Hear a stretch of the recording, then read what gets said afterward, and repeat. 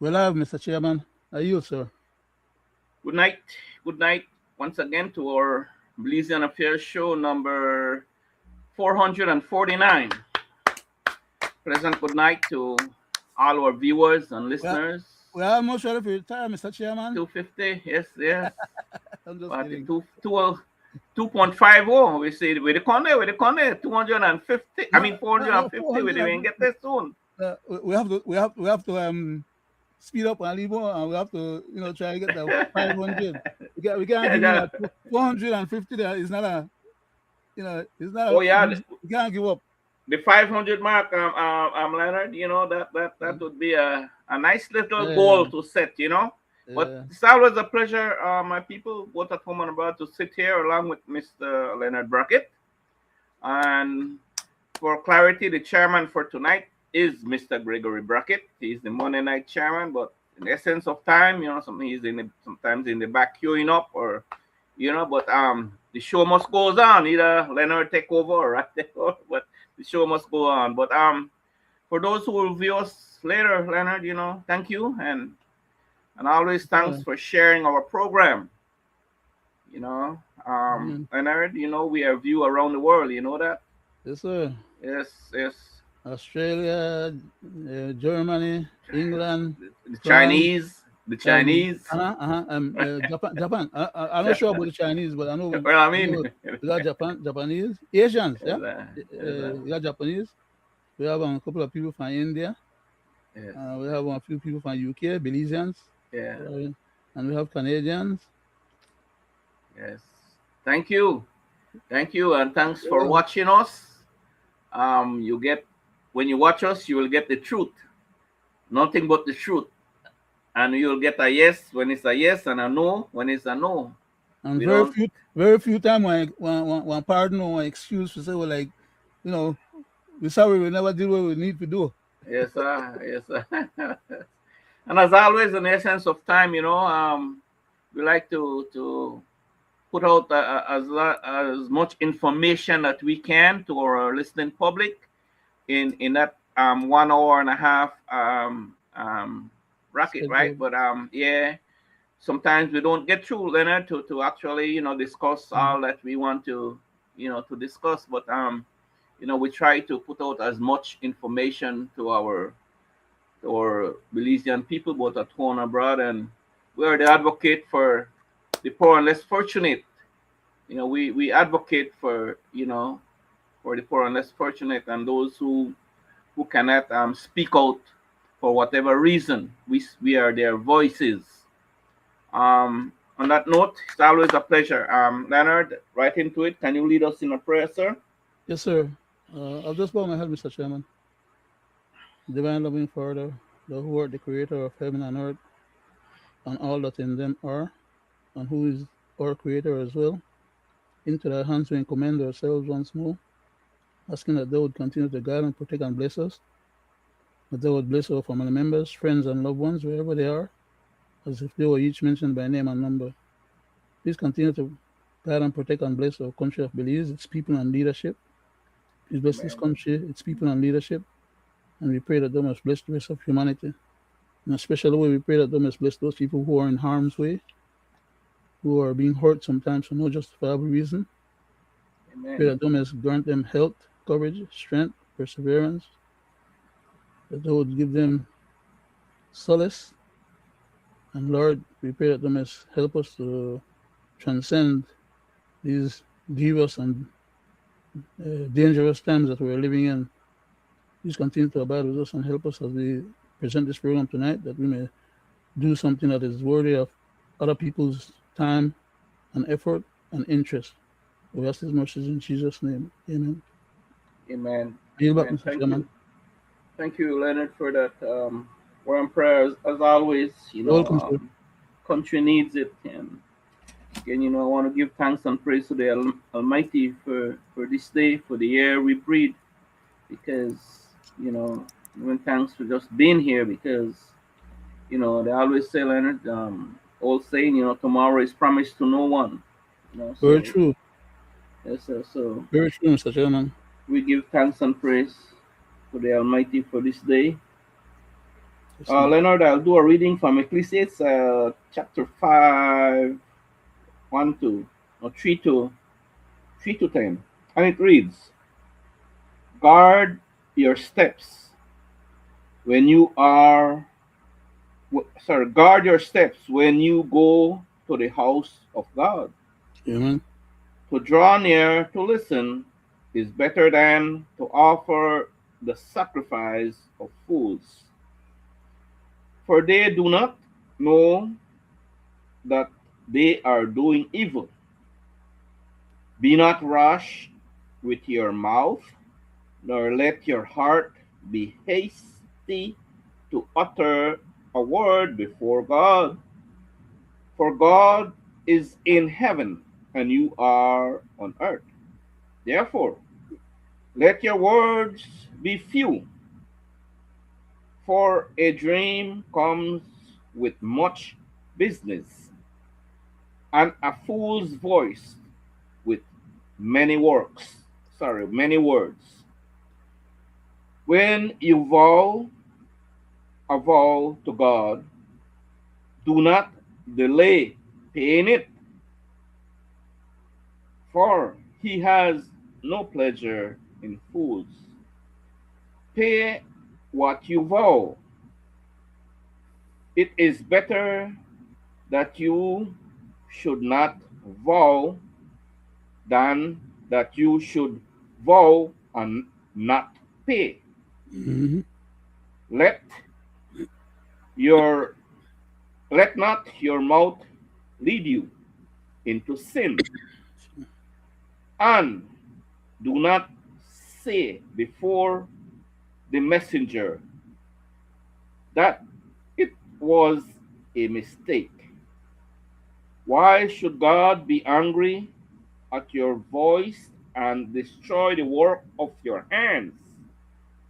For when dreams increases, the words grow many. There is vanity. But God is the one you must fear. If you see in a province the oppression of the poor and the violation of justice and righteousness, do not be amazed at the matter. For the high official is watched by a higher, and there are yet higher ones over them. But this is gain for a land in every way. A king committed, cultivated to cultivate fields. He who loves money will not be satisfied with money, Hmm. nor he who loves wealth with his income. This also is vanity. When goods increase, they increase who eats them. That's my reading, Leonard, from Amen. Ecclesiastes chapter 5, 1 to 10. Um, Leonard, there's I've always, when I sit here, I say there's a lot going on, right? Every day. And, that's not a lie, Leonard. Every day it's something new. And Hmm. every day, there is something that people should take heed to, right? Because things aren't not just the way it used to be. I know there's all kinds of evil under the sun, all kinds. Um, lately, we know we're into June. June to November. We know that we're Hurricane. in the hurricane season, sir. Yes, sir. And we always advocate. It's not now. We have been advocating for many, many, many years now for the authorities, the two-party system that had governed us, do right in these times. Leonard, in these times, make preparation for this event, right? Because um, we are known here in Belize for hurricanes, right? So one would say, Leonard, that you're born into this kind of weather and this kind of situation in a country. You must prepare for it, right? Yes, sir. Um, so my point, what I'm getting at is that the hurricane season is not just popped up, Leonard, right? It's something that we We know it's from. going. We know it's going to come, and we're supposed to prepare for it. And the government need to spend the money to prepare. Yes, sir. Yes, sir. So Leonard, you have traversed the country of Belize like myself, So, and I have not, in my umpteen years, have not walked into a building that it says this is the hurricane shelter for Toledo district, like let's say, right, mhm. or the northern district. This is the hurricane shelter that is built specific for that event that is known will come. Um, my experience, Leonard, is that they designate schools, they designate some community center, they designate, you know, no, that is all I know about the schools and the community centers around the nation of Belize when hurricane season comes around. And like I said, Leonard, the conditions of these designated hurricane shelters. Leonard, let's talk a little bit and enlighten our people again and let them know that these are things that is needed. And here we are, Leonard, 2026, and we are in another hurricane season. What should they expect? Let's tell them again, Leonard. Pass it over to you. Thank you, Mr. Chairman. Uh, as I alluded to just now, the budget of the country,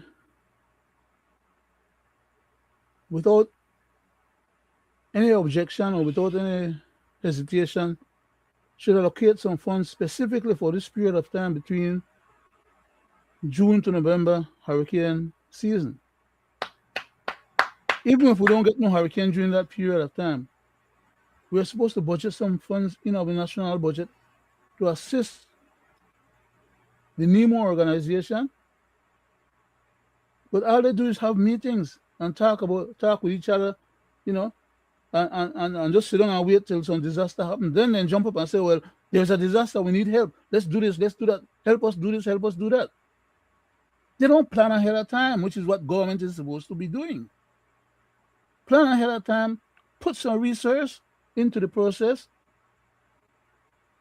repair some of these rundown school buildings that they know the people don't have to run to take shelter in, and repair some of the community centers.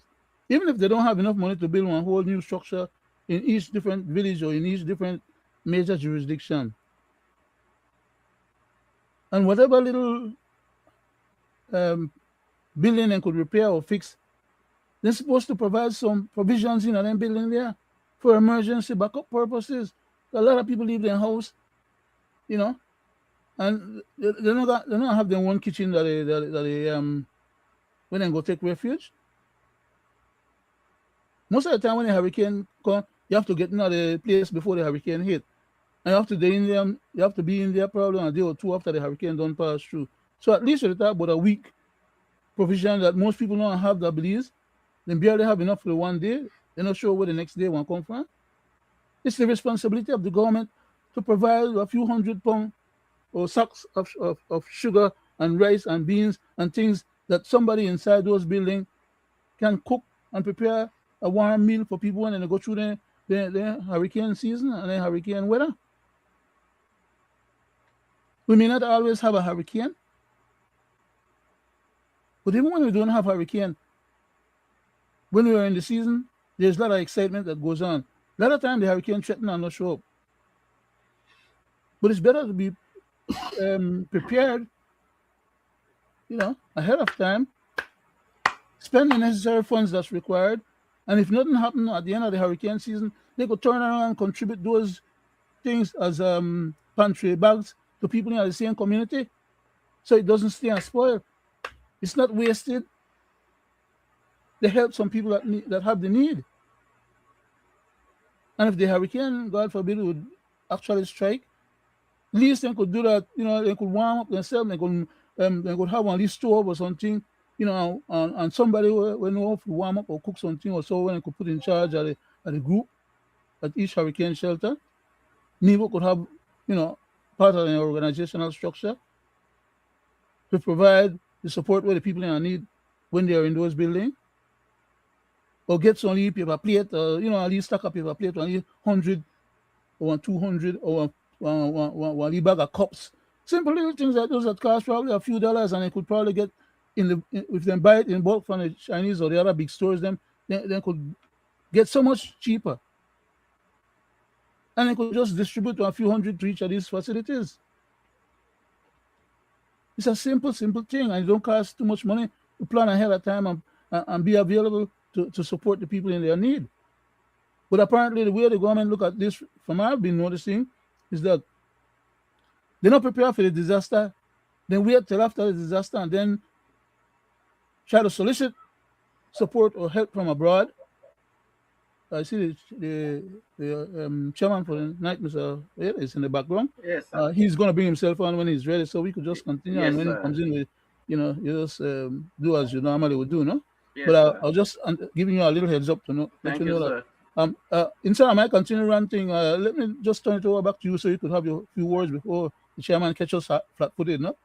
Thank you. I yield back, Thank sir. you. Thank you, Leonard. I mean, we are only talking this because we see a great disservice, right? We see a great disservice. I mean, like I said, Leonard, where we are 2026 and we cannot say we'll walk in any of our 7 districts and say, well, like, this is a proper hurricane shelter. I can't do. I don't know if you could, since you traverse the country, or you could say, well, what? That's Well, and there have been, Mr. Chairman, there have been a few buildings that have been built, but like you said, for schools.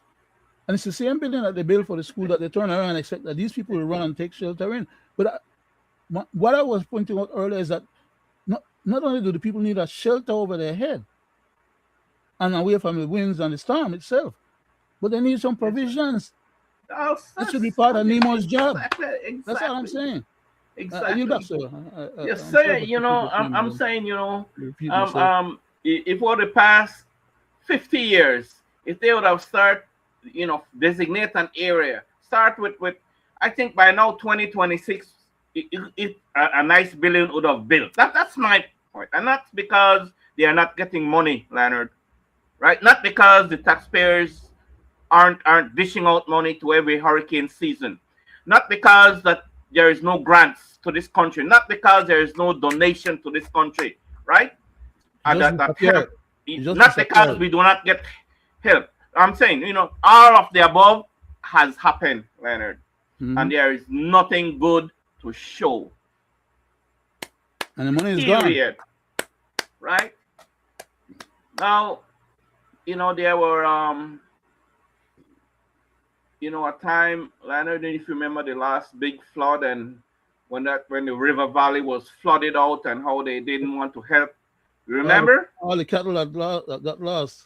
Yes, sir. Right? And there were money designated to help, but only a few. That's my thing. Only a handpicked and few people got help. Some of them that didn't even need it got that help. Right? And what is wrong with that picture? It's so sad to see how these people behave with politics Leonard, right? If the UDP in power, right, and something happened, the UDP seems to only want to help their followers. Same thing with the PUP, right? I mean, it's a grave injustice to the nation, grave injustice to the taxpayers, grave injustice in a whole. Mr. Chairman, when we send the money back to our country, sometimes we send to our families directly, but a lot of time we contribute. Uh, I think Mr. Morrison is trying to call me. Could you Oh, just go set ahead, him sir? in, Let me see if set I him. could. Yes. Yeah, let me see. you Maybe know a little help. um we saw how that, my people, right, we saw how that played out when we had that big flood the other day, right? How the people, especially along the Belize River Valley, were calling for help. We see how that played out, right? We see how when a storm passes, we see how they go around in the villages, go around and take your name and promise that you will get help. All those people who houses were blown Oh, down, their their their if you, crops. Mr. Chairman, it wasn't Mr. Brackett. It was Mr. Gregory. Well, let him in, He's man, already. Mr. Yeah, yeah, Morrison. yeah, yeah. Yeah, let I him thought in. it was. I thought it was. Yes. Please, uh, good night, Mr. Morrison. Good Welcome. evening. Good, Are you back to the good eve- chairman? yeah, good Welcome evening, you. Mr. Morrison. We were talking.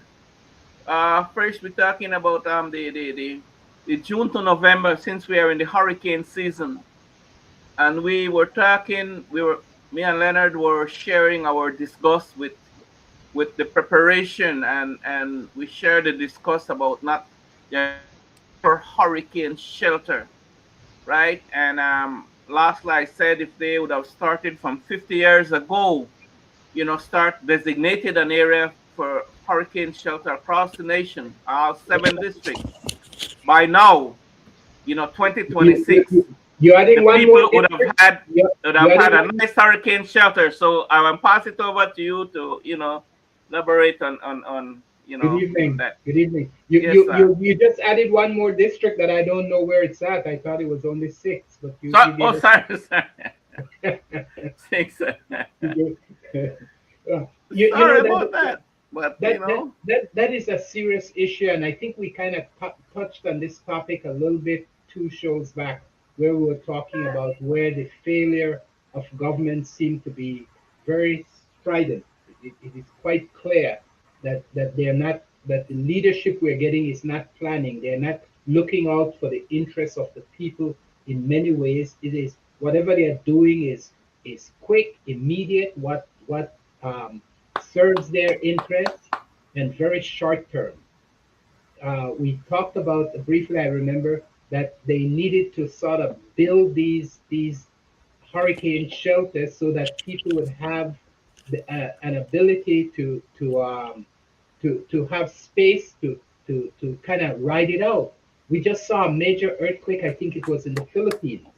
I think it was today or yesterday, oh, and we had one here too, Mr. Morrison, in yeah, I in think I close heard by. about that. Yes. Yeah, I think I heard about that. But the problem is that we do not plan anything. It seems in our country, everything has to be immediately now, and it has to give some immediate benefit and reward to the politicians. It does not seem that we are able and capable of saying these are the plans we have for this nation that goes beyond or 4 or 5 year term. There's no long-term planning, and it's consistent in that PUP come, they do the same thing. UDP come, they do the same thing. Nobody looks at the country and the people and the nation and say, here is a plan that will bring us to a certain point in 10 years, in 20 years, in 25 years, in 50 years. There's no vision for the nation. And therefore, there's no dreams and aspiration for the people beyond the immediate of now. And so that is very disturbing, and we need to find a way to get out of that mode so that we can progress. I talked about this some time ago, that with the rate of change in the environment of the world, the geography of every space, and AI technology that's being leaped upon us, if we don't make the move now and quick, we're going to be left behind, and many countries will be left behind.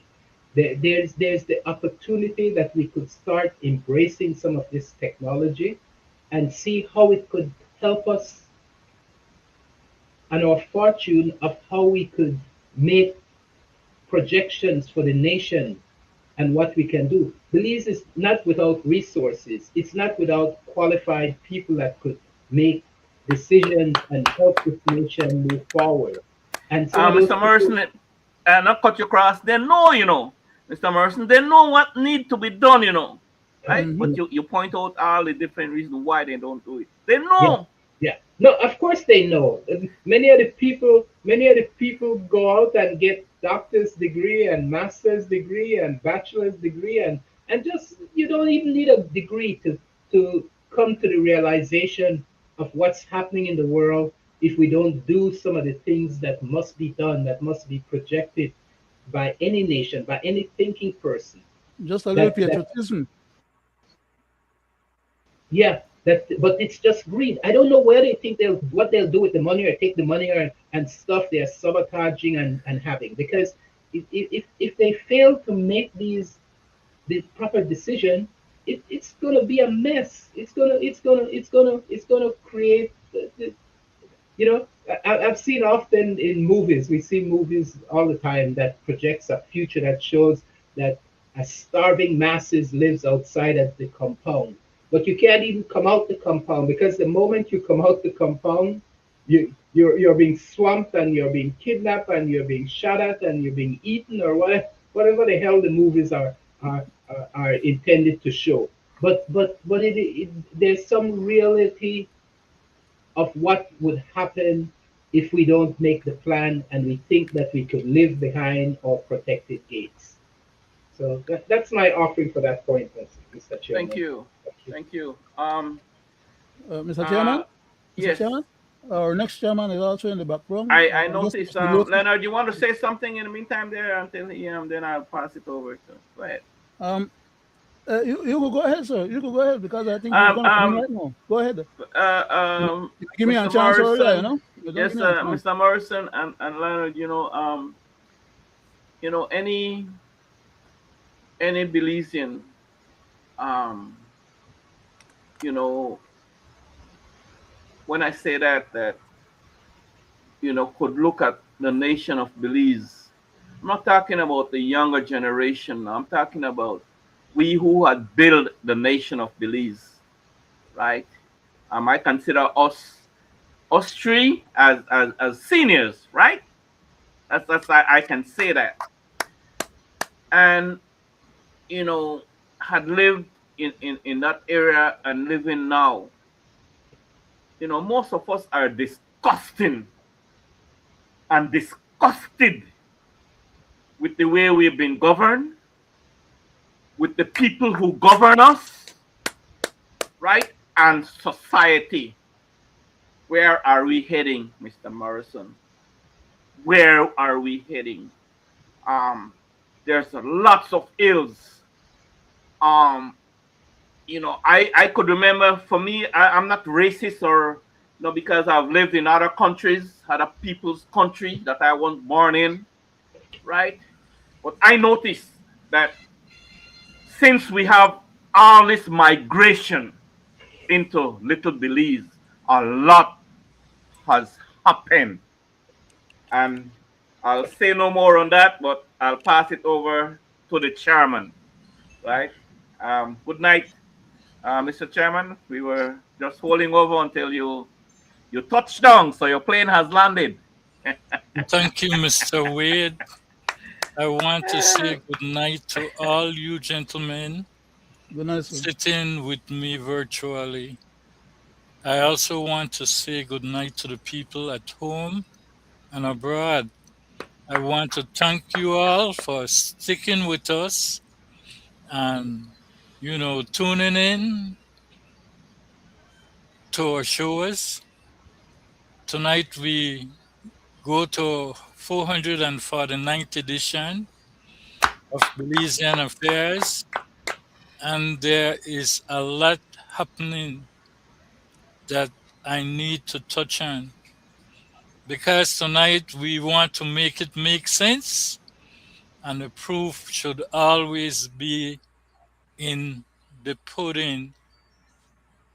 And I am very thankful, Mr. Morrison, that you're sitting with us virtually tonight, especially because I need to hear your observation on this presentation I'm bringing tonight.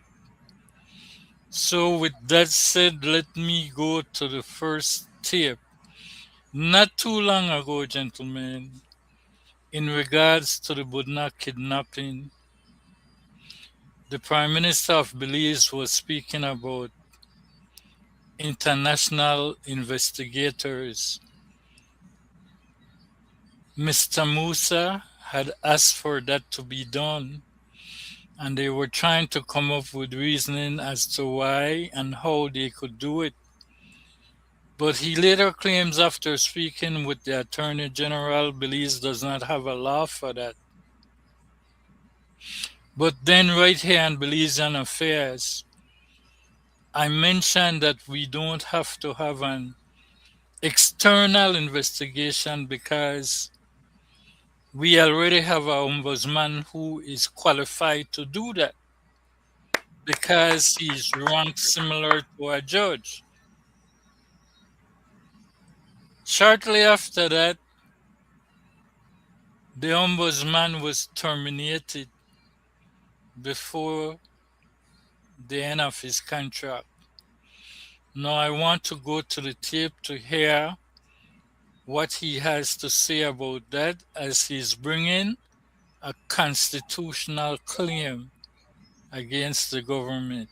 Gentlemen and people, here's the tape. The reason why this case is filed is particularly because in my view, the independence of a constitutional office is under direct attack. And if it is then that a person in high office seeking alignment with the law and with the Constitution is disregarded and disrespected, then what will happen to the likely grassroots individual? So their rights will also be trampled upon. To me, given the decision that I had made based on my loyalty to the Constitution and to the law, and also there was this case which I investigated regarding the shooting in the prison. Then there was also issues regarding alleged human trafficking by senior government officials. Several people were started avoiding answering the ombudsman in relation to that case as well. So in my humble view now, looking back, I believe that it appears to be intentional not to renew me, particularly because they may be thinking me, I cannot think for the government or representatives of the government, that by me not being in office, that perhaps those cases will take a sideline and will not reappear again, perhaps. So it was reasonable to assume at the time that because there were some active, sensitive cases, that it would have been renewed. So it appears to me that the independence of the office is under severe threat. So the ombudsman is the person, the Yes. authority to Yes. protect citizens from abuse by authorities. Yes. And you yourself have become a victim of that kind of abuse. Yes, I would say so. Gentlemen, you heard from Major Gilbert Swasso, my good friend. Mr. Wade, I go to you first. Thank you, Mr. Chairman. First of all, I applaud the gentleman.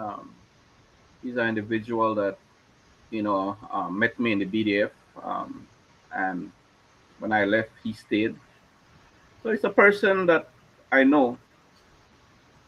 Um,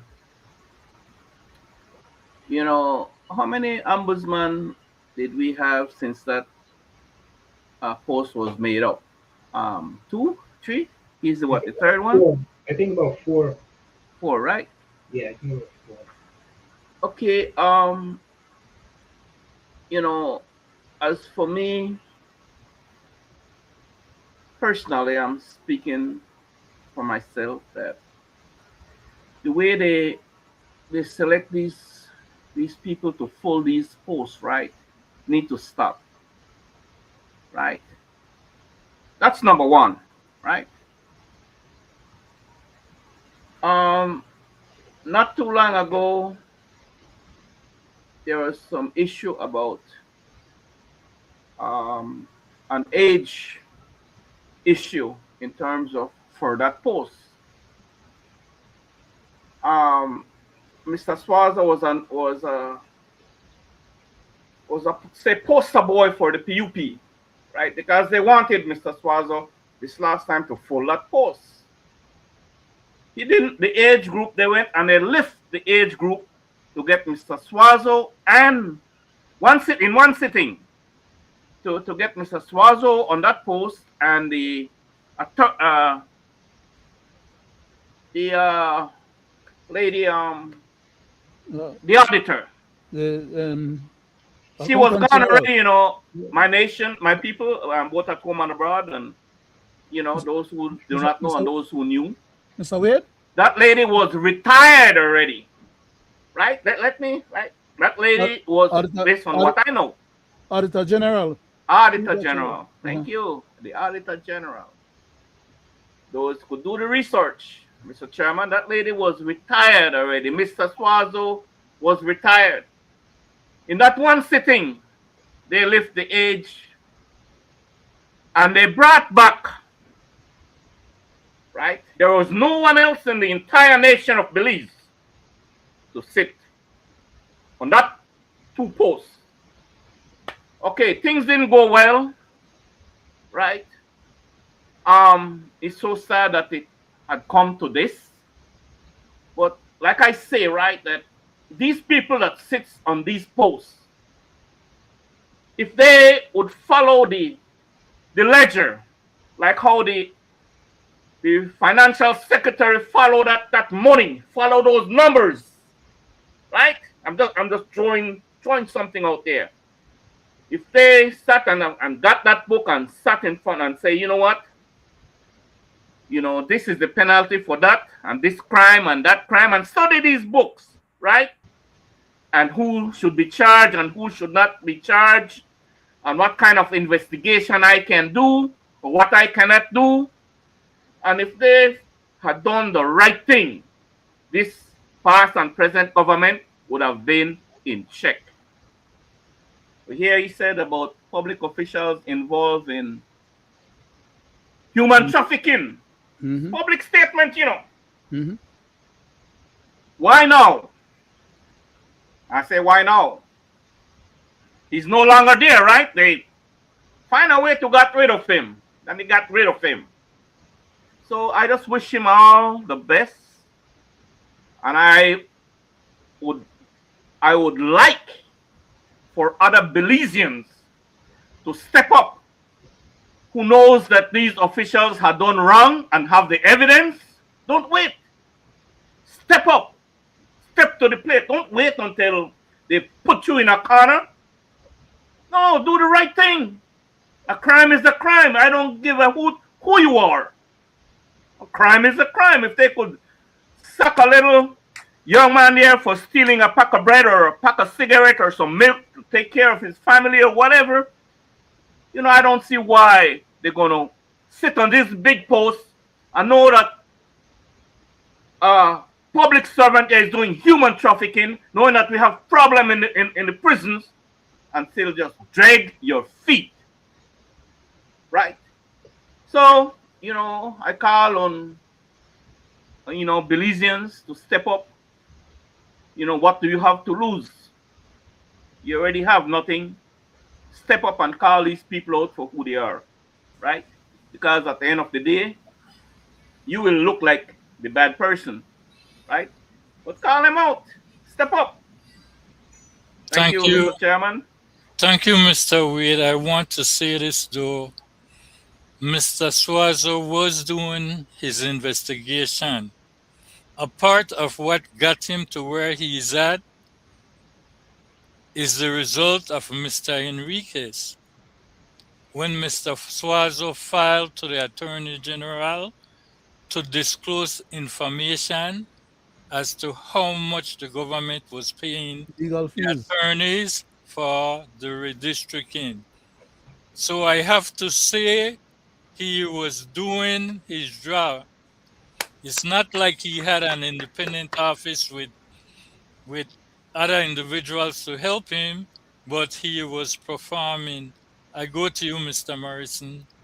Thank you very much. Thank you very much. It is indeed so that what seemed to have been the crossing, and it seems, I don't know how public those other measures he mentioned, the one with the trafficking, I don't know if he just inserting that now or whether that was something he had addressed while he was in office, and also some shooting he mentioned that had happened in the prison.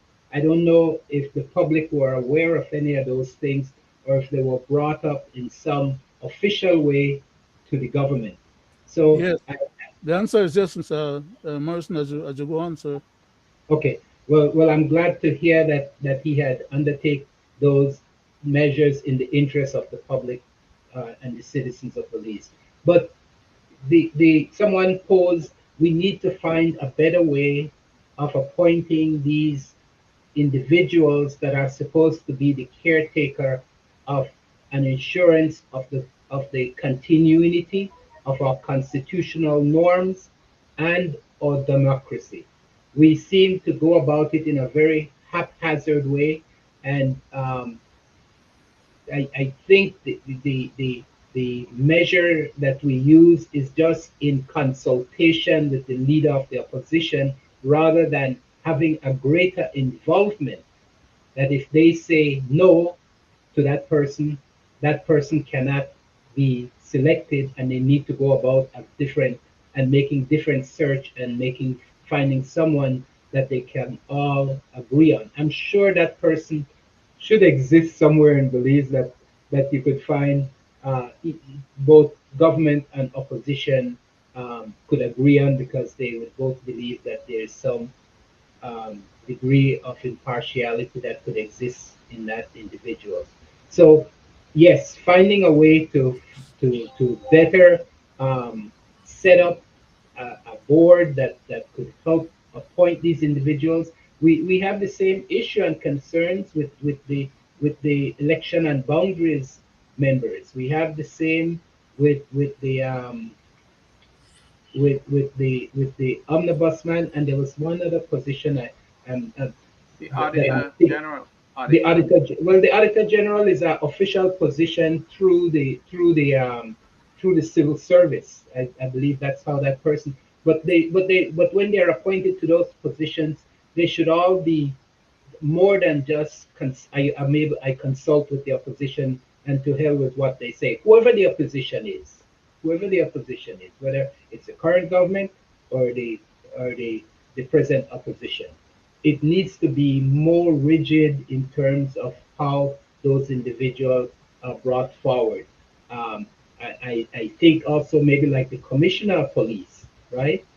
And I'm kind of pushed to all these things because I had a recent discussion with on another program where we were talking about the role and function of the Attorney General, and finding out, to my surprise, that that individual just basically is really the lawyer for the government. They don't seem to have the total responsibility, as I had hoped and was kind of believing, to the nation as much as to serve as the advisor and the attorney for the government. So these are things that we need to make sure that we understand these things, and that we make the necessary changes within our constitution to ensure that these individuals, and we're right at the constitutional commission where they are going to, the government is going to start looking at this and stuff. So I think there's still the opportunity to make sure that we come back to the government and say, in these positions we need proper solid capability. Or just 1 minute more, gentlemen. It, right now our Senate has the power of requesting someone to come in, but we have no power of making sure that they testify under law truthfully. There's no arm to hold them to make sure that they are accountable and that they provide the truth. There's no criminal um, redress Referral. redress to them lying or failing to provide the testimony and the information that the Senate is requesting. So these are all serious constitutional issues that we need to address as we look at this constitutional reform. Thank you very much. Thank you, Mr. Morrison. I want to say this. I believe that the Ombudsman, the Commissioner of Police, as in the Governor General, should be, when they take office, the Governor General should have her own set of individual legal Mhm. experts Yes. analysis to help her to make independent decision. I believe that until Belize start to act in separation of powers, we will continue to have this. Because in Mr. Swazo's case, I believe that because he was not a puppet and he attacked the government and the freedom of information, this is what happened to him. So I would hope that our ombudsman is elected every time we have a general election, as well as a commissioner of police. In this way, we have the people input on what is happening in our society. Because it is true, the Constitution is under attack, and I intend to show how it is happening because of executive overreach. I go to you, Mr. Brackett. Thank you very much, Mr. Chairman. I'll just jump on the last point that you brought up. That is to say, executive overreach. And that is because not only is the executive trying to overreach, they're trying to bamboozle the public into believing that they have the powers that they want to exercise with impunity at that. And many people in the society at large are totally unaware that these gentlemen don't have the powers that they're trying to claim and should not be exercising those powers, because some of those powers are reserved to the head of state, some others are reserved to the judiciary, some others are reserved to the people, for which they have to go with a plebiscite and a referendum when they're going to deal with any of these other matters in any substantive way, especially if they're going to derogate from them. And as regards to the fundamental rights of the people, they are what you call the natural rights, which is what you're born with, that the government does not grant you permission to exercise. You have a right to exercise those by virtue of your having been born, and the government is precluded in the Constitution from stepping over and or trampling on any of those particular rights. These particular government officials that we have had, at least in the last two major parties changing of guard, as regards to in the UDP, the last UDP session, and the last UP session. They have all been onerous and have all attempted to bastardize and violate our constitution, just in order for them to wield certain kind of powers that they had no right to try and wield in the first place, if they were honest with the people and had good faith and fidelity to the constitution and honesty towards the people. But the bottom line is, these people, as in the case of Mr. Swazo, they're trying to victimize him or penalize him for having done his job. In other words, had he not done his job, or had he allowed what the people were trying to get done to be swept under the rug, he would have still had his job right now, because he would have been a player to serve their interests. So long as you don't serve their interests and you stick to the Constitution and try to be honest and fair-minded, they don't have any need and use for you anymore, and they try to undermine you. All this kind of nonsense that the PM is talking about and that the Attorney General is talking about and all the other jokers are talking about, they're only trying to defend the indefensible, because the Constitution says what are the powers and authority that is vested in the position of the ombudsman. Just as well as it says the same thing. The powers and authority vested in the Attorney General, the powers and authority vested in the DPP, and the Prime Minister, without any rights to step in that area, chance the DPP out of having proper investigation done on her behalf, so she could have found out and tell us already by now who the culprits were in regards to the Budna stuff. So long as it works out the way they want it to work out, everything is all right. So long as somebody gets in the fray and decides to do their job the way it's supposed to be done, and it doesn't look too good for them, they want to can them, they want to malign them, they want to disgrace them, you know, and they come up with the budget for the ombudsman, for example, is in the hands of the Prime Minister, in whose hand the budget for almost all government departments is under his control. And now he wants to inherit the powers of the Governor General as well as the head of state. Imagine what's going to happen when they do get around to having that privilege conceded to them. You think we are in trouble right now? Are you back, Mr. Chairman? Thank you, Mr. Brackett. You're welcome, sir. I said I wanted to show how executive overreach is happening in the country and why our Constitution is under attack. Let's listen to the tape from the Prime Minister. Well, I don't think I have to give you an account of everything that I do. So let me start with that. I say that with the deepest of respect. But more importantly, I think that Oscar Mira also is a citizen. And if he feels that somebody is slandering him, he has every right to go and make a report. Do you think what Alberto Agas does is satire? Well, if Alberto Agas, no, wait. major, Let's get that he straight. did Let's not get straight. say- What Alberto Agas did is disgusting.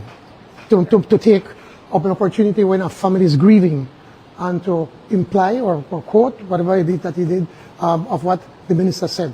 And the minister felt aggrieved because he knows this family. And so for him now to use this for political gain, I think it's despicable on his part. So I think Oscar Mira has every right to be able to make a report against him under the cyberbullying law. Here we have a Prime Minister speaking out of context. Defending the indefensible. So now Mr. Mira is not an elected official. He wants him to step out of that category and becomes an ordinary citizen to let the cybercrime work for him. This is what I call executive overreach because they know that the Constitution of Belize guarantees every electors and the people of this country the right to criticize your elected official if they are not doing their job. I go to you, Mr. Wade. Thank you, Mr. Chairman. You know, that statement there, I don't expect him to have said anything different. That guy, right? It's so sad to see, how they use their office and their position, and they bully people, and then when they do that, they hide behind the taxpayers' purse, because when someone feel aggrieved, a private citizen feel aggrieved, and they take them to court. Like if I would be the one taking Oskamira to court, Oskamira don't have to worry about how an attorney is going to be provided for him. That will be on the backs of the taxpayers, right? Mm-hmm. So that man is very crafty, or they are all crafty. But that's why they keep doing things and they get away with it.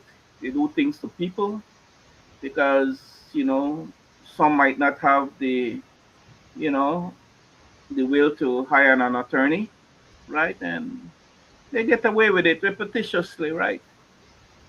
So I just hope that Mr. Agas do what he has to do, and you know, take him to court, right? Because as for me, I think he has a winning case, you know, as per the Constitution, and as per that cyberbullying, a law that they passed. It's unconstitutional. Yeah, exactly. That's what I was gonna say, right? So, you know, it's so sad how they plan these things, and they do things to people. Um, you know, Mr. Mira, I don't think he knows the laws of this country because he wasn't taught. He just came out the BDF, and he because he has the power and a rare representative and now a minister of police, he thinks he knows it all. And he went ahead and he did what he did to Mr. August. Personally. And in terms of that, I say that's ignorancy. He says about political mileage. Alberto Agas is not running for office. So I've said this before. If Mr. Mira think, and again, he's a comrade of mine, a BDF, right? Came in after me, and right,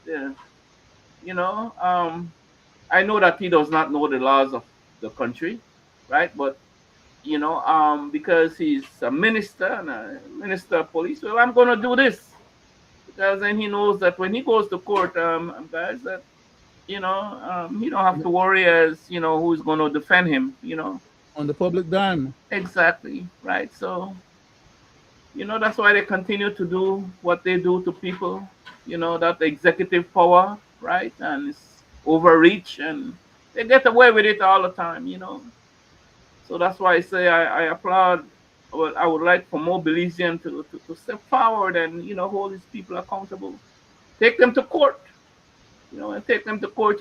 Take some media houses with you, right? And so they dissect your case and put it out there for public consumption, and put them out there to see these jackals for the things that they do to people, and they get away with it. That's all I got to say, Mr. Chairman.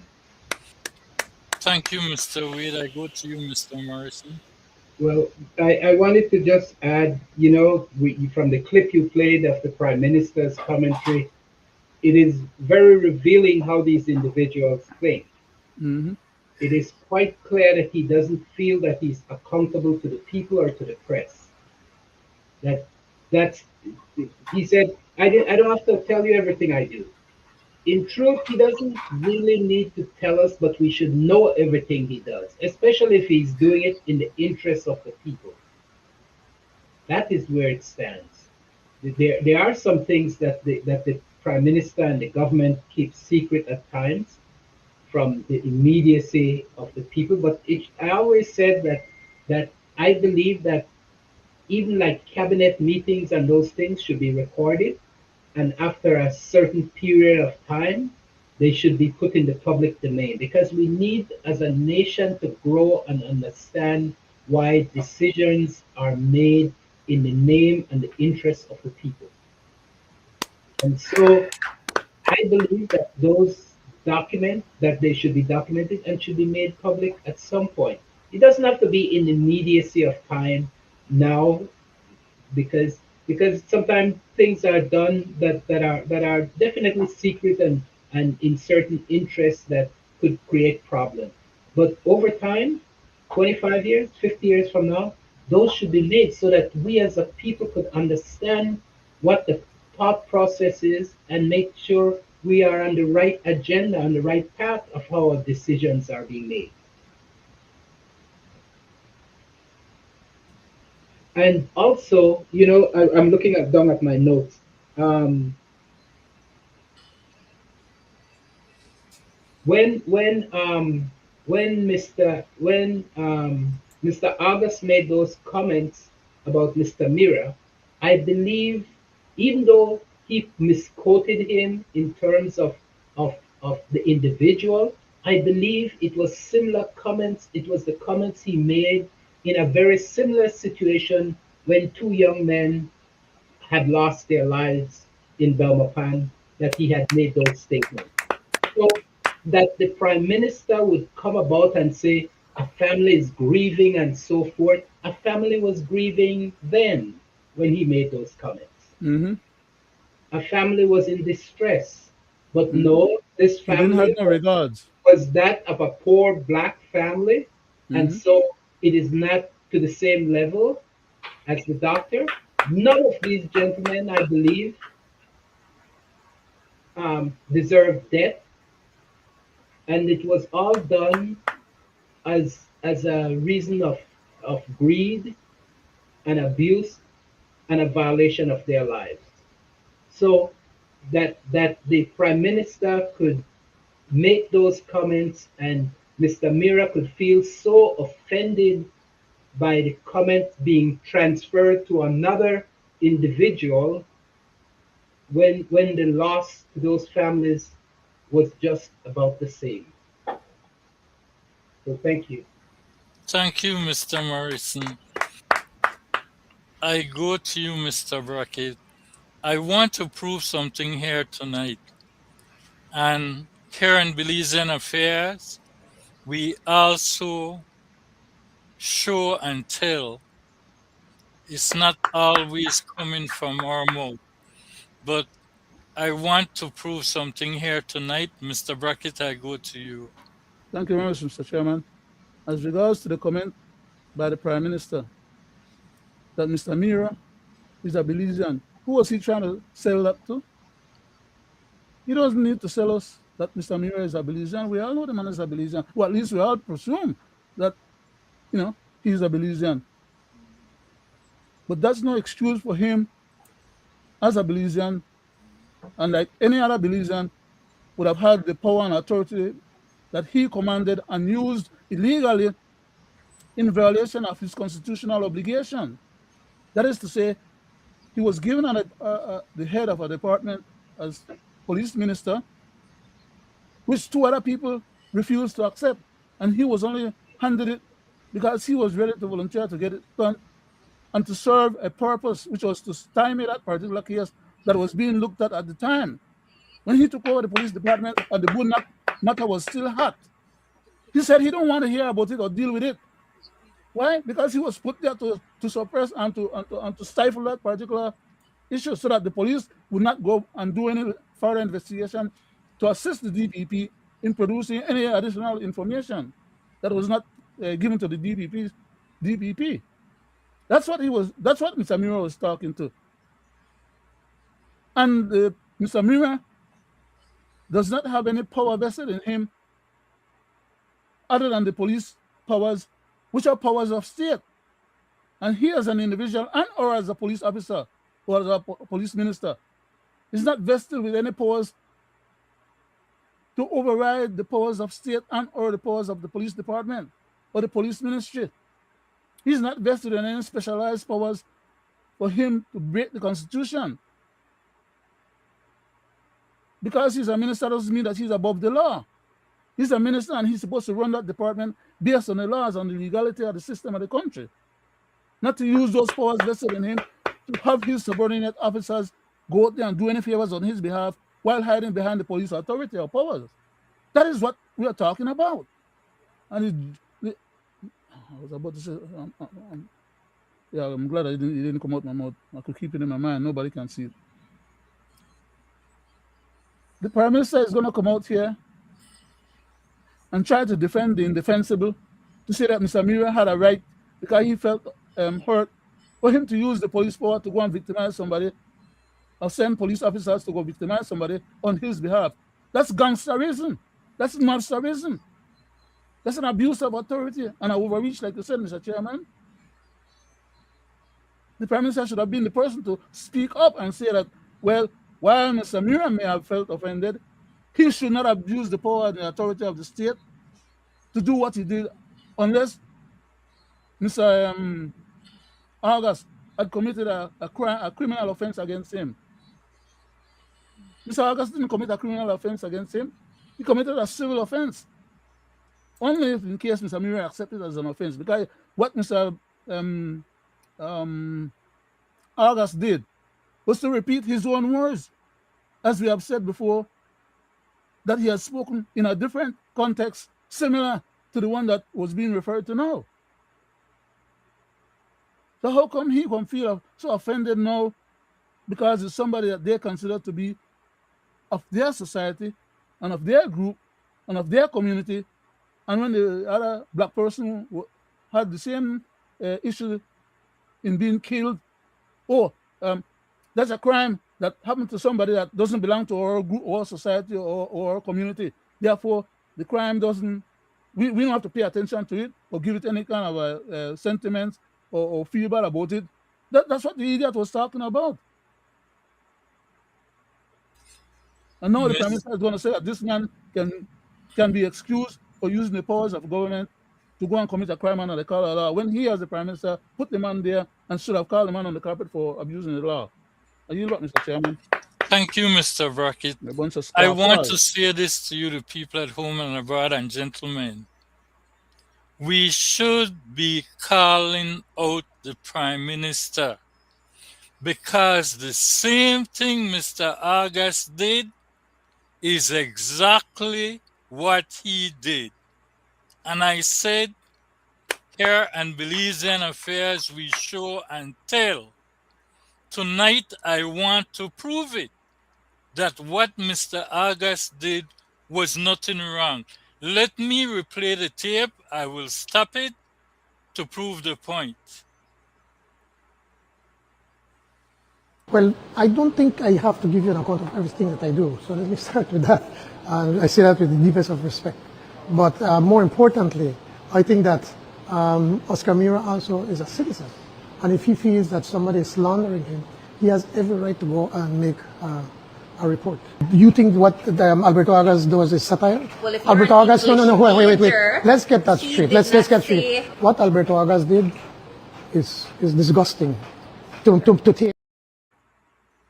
The word disgusting. Let me read from Oscar Mira's post. Alberto August represents the worst of Belize, a truly disgusting man. So there you go. Should we hold the Prime Minister accountable for using the word disgusting like Mr. Mira? Mr. Mira should have arrested the Prime Minister, just like how you arrested August, for all intents and purposes. Your point is well taken, Mr. Chairman. Oh, So they both you know, arrest your own brother that committed a criminal offense. they Somebody's both life and using safety. the same word, disgusting. Birds of a feather flock together. No, gentlemen and people at home and abroad, I needed to bring that out. And the proof is always in the pudding. And I want to go back to show you, the people at home and abroad, and gentlemen sitting with me, what is happening in Belize. Let me go to the first tape. Why? Because the doctor is assured that there are about 4,000 patients coming in. So that is what you do, bulk. With the medicines, there are a number of medicines that they provide. And the same thing with the medicines. Instead of one clinic, they go and buy, for one, I know about Tylenol, 100 Tylenol. They are buying for all of the clinics across the country. So they probably have to buy 10,000 Tylenol. Who you think will get a better price? Who do you think will get a better price? That's the point. You're blank. You can't understand. You can't comprehend what is national health insurance all about. Mr. Speaker? To stop the tape there, because here we have the Prime Minister Attempting to bully. insulting the leader of the opposition as though she don't know about NHI and what is happening. People at home and abroad. But she couldn't speak, Mr. Chairman, because then Hold on, the Mr. president has Brackett. sit down. Hold on. He's just going standing. Because this is very important that when these people in high places does these things for political mileage, we must call them out. I want to replay the tape. Gentlemen, people at home and abroad, please listen. Why? Because the doctor is assured that there are about 4,000 patients coming in. 1,000 patients. But listen to this.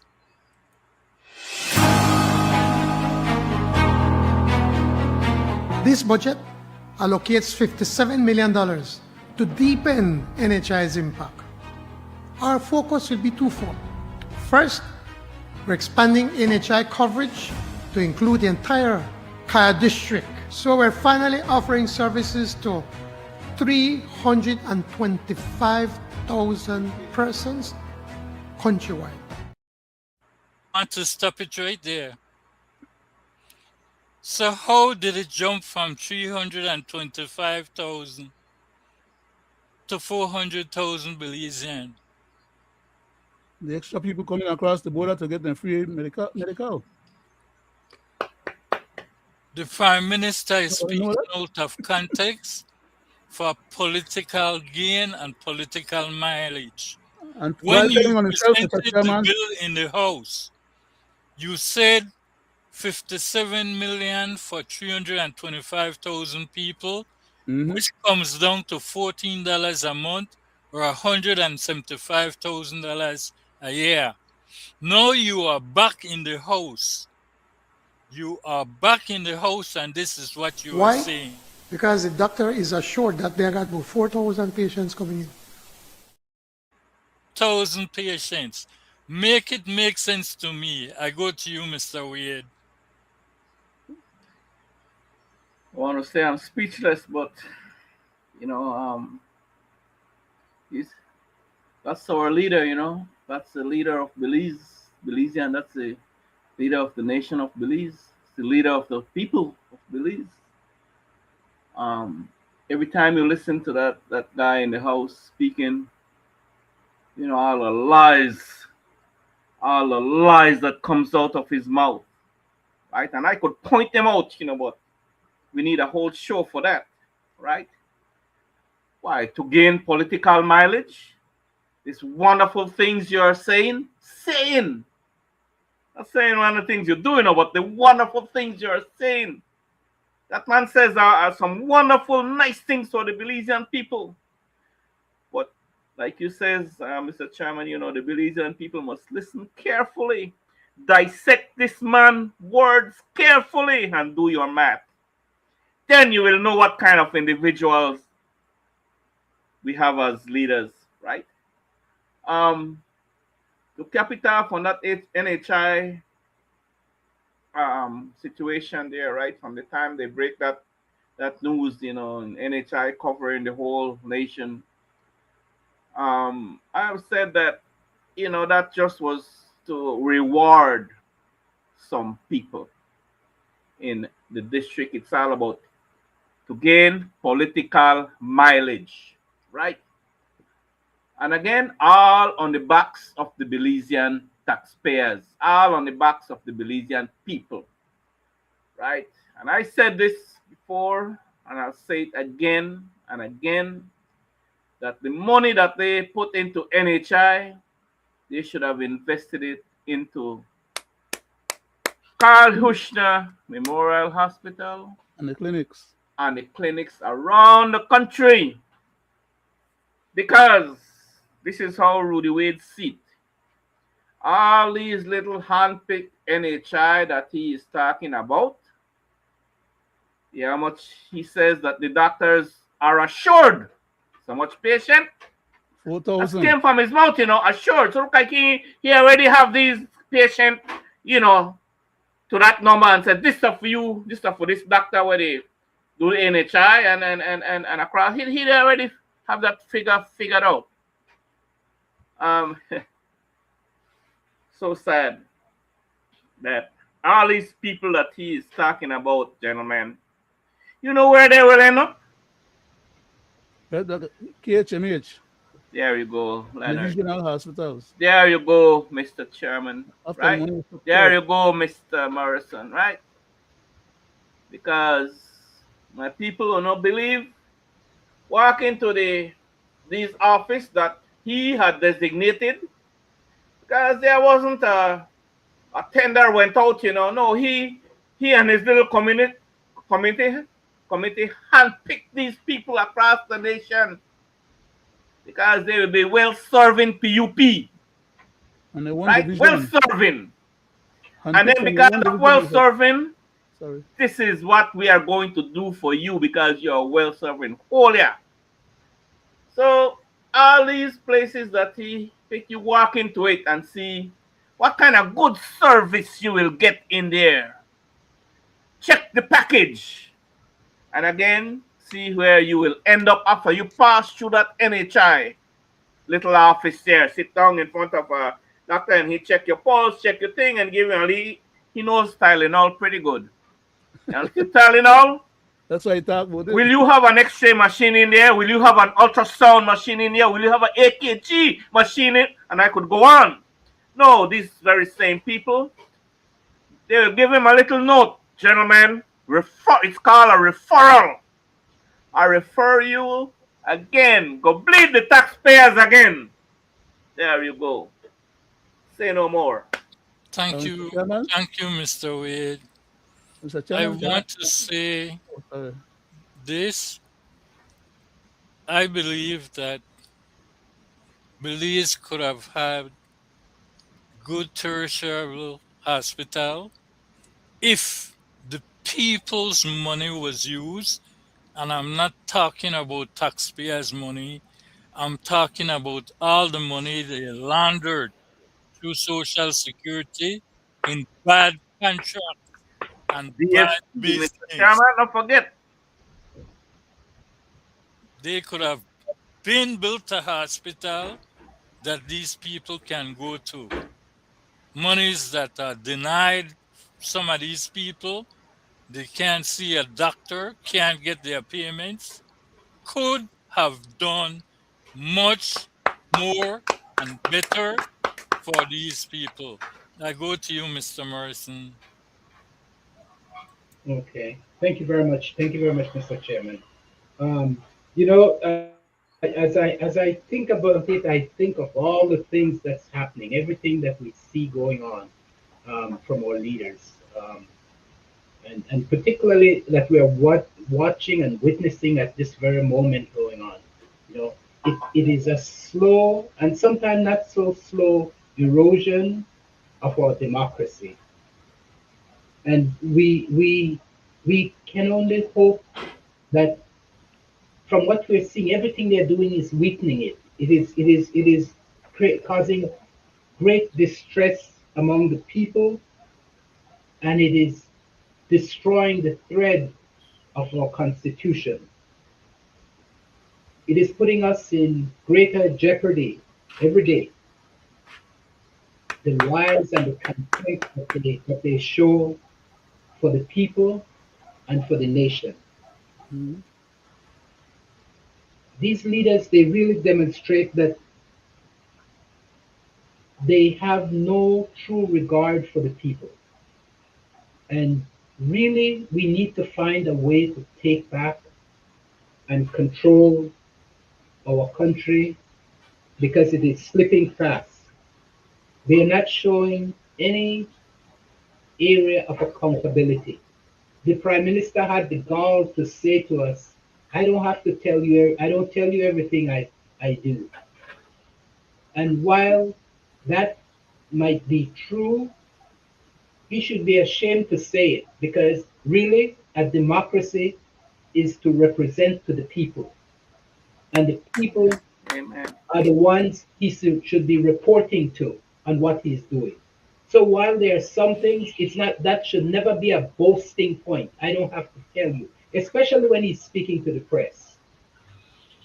That should be the last thing that he should be saying, because that is the fourth wheel of how our governance is structured. Informed. You see, so I'm thinking in some ways these leaders that we have, we elect them, they don't know their role or responsibility. And we as a people have failed. We have failed miserably because we elect them and we send them there and we draw back. We don't agitate at them. You see, our press is becoming more active. The Belizean people are learning a lot. They're becoming more concerned about the state and of their nation, and they're pushing back at our government. They're saying, "We want to know. You need to tell us," and they're becoming very concerned about this, and they think they need to push back, but they need to recognize that they are accountable to us, and they need to provide us with the information when we ask them. That is their only reason for being. Thank you very much. Thank you, Mr. Morrison. I go to you, Mr. Brackett.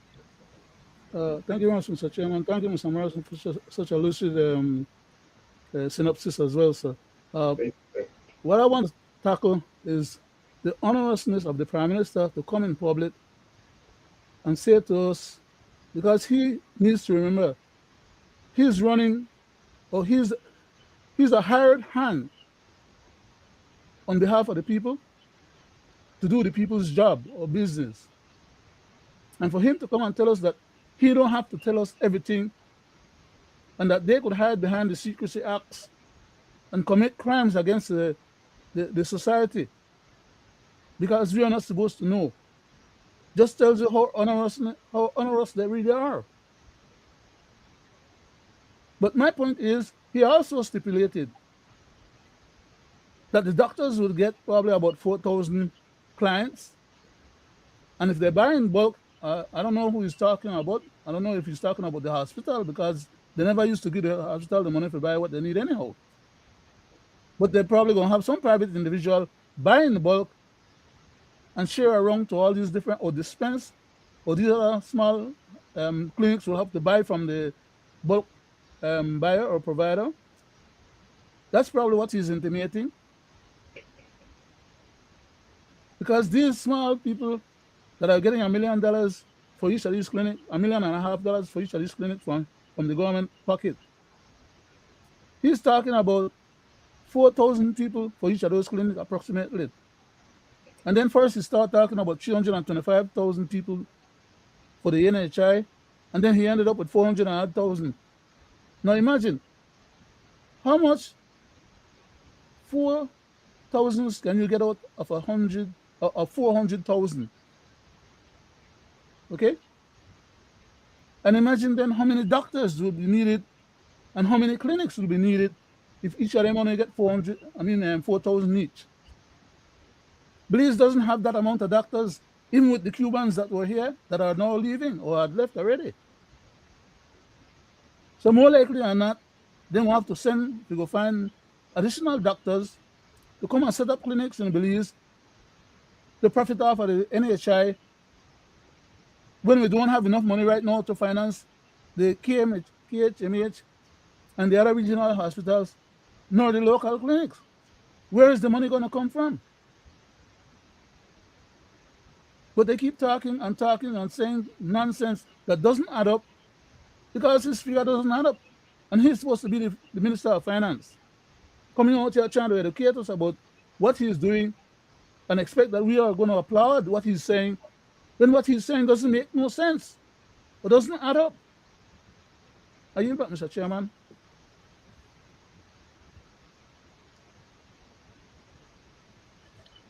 Go ahead, Mr. Chairman.